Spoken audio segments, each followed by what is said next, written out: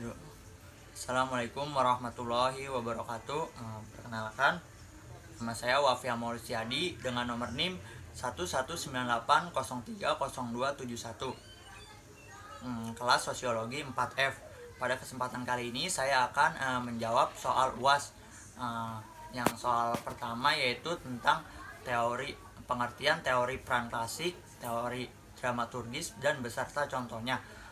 Jadi teori peran klasik yaitu cara-cara yang dapat dilakukan bagaimana masyarakat diperintah dan bagaimana dari perintah ini mempengaruhi perilaku individu masyarakat. Contohnya yaitu seperti misalnya kepala keluarga, seorang ayah yang memerintahkan anaknya untuk selalu berbuat kebaikan. Nah, dari kebaikan tersebut dan dari perintah tersebut, anaknya akhirnya terpengaruh atas apa yang diperintahkan oleh orang tuanya. Dan yang kedua yaitu tentang teori dramaturgis. Jadi teori dramaturgis itu di dalam kegiatan interaksi satu sama lain, sama halnya dengan pertunjukan sebuah drama. Manusia merupakan aktor yang menampilkan segala sesuatu untuk mencapai tujuan dengan drama yang dilakukannya. Contohnya misalnya seperti seorang artis yang contohnya misalnya seperti seorang artis yang sudah berumah tangga. Ketika di depan media dia berpakaian atau berpenampilan seperti halnya artis pada umumnya, karena agar tidak terlihat seperti ibu rumah tangga. Soal nomor 2 yaitu 4 aspek positif dari interaksi desa dan kota. Yang pertama yaitu pengetahuan penduduk desa meningkat. Yang kedua, pengetahuan penduduk desa tentang pertanian meningkat karena sudah ada kemajuan teknologi. Yang ketiga yaitu meningkatkan hubungan sosial ekonomi antara desa dan kota karena kemudahan sarana transportasi. Dan yang keempat yaitu adanya guru dari kota sebagai penggerak pembangunan desa. Yang ketiga yaitu penjelasan dari hinterland dan contohnya. Hinterland yaitu suatu daerah sebagai pemasok dan pemenuhan kebutuhan pokok dan produksi komoditi. Contohnya yaitu misalnya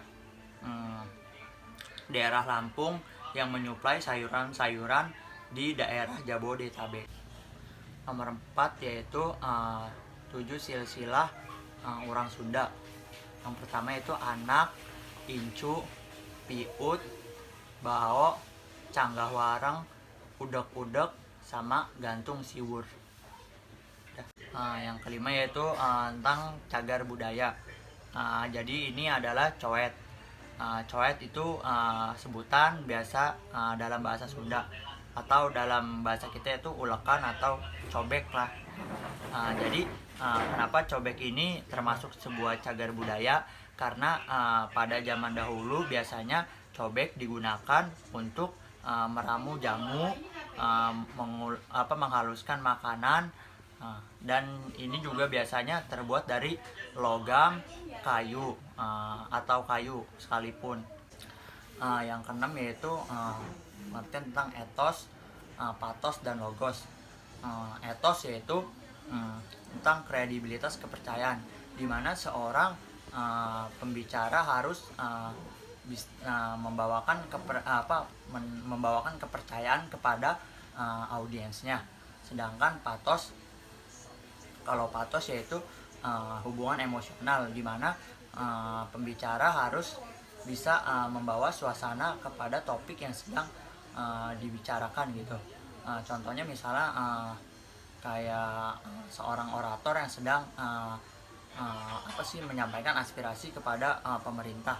Sedangkan logos atau bukti logis yaitu dimana seorang pembicara harus membawakan bukti-bukti yang benar, yang nyata, tidak hayalan.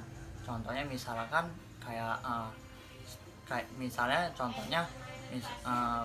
seorang orator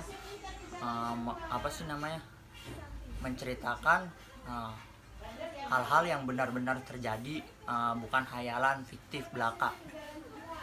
Yang ketujuh yaitu Quran surat Al-Hujurat ayat 13. Bismillahirrahmanirrahim. Ya ayyuhan nasu inna khalaqnakum min zakari wa unsa wa ja'alnakum syu'uban wa iqaban lita'arafu. Inna akramakum indallahi atqakum. Innallaha alimun khabir. Yang artinya, wahai manusia, sesungguhnya kami telah menciptakan kamu dari seorang laki-laki dan seorang perempuan, dan kami menciptakan kamu bersuku-suku dan berbangsa-bangsa untuk saling mengenal, serta yang paling mulia di hadapan Allah yaitu orang yang bertakwa. Sungguh Allah maha mengetahui dan maha teliti. Jadi maksud dari Al-Hujurat ayat 13 ini yaitu di mana adanya proses pengenalan antara laki-laki dan perempuan, suku dengan suku, bangsa dengan bangsa itu, yang tidak lain yaitu dengan harusnya adanya interaksi. Jadi dengan interaksi yang baik kita akan menimbulkan perbuatan-perbuatan kebajikan yang bisa dilakukan, serta kita bisa saling mengenal baik antara sesama. Mungkin sekian yang bisa saya sampaikan, kurang lebihnya mohon maaf. Wabillahi taufiq walhidayah. Wassalamualaikum warahmatullahi wabarakatuh.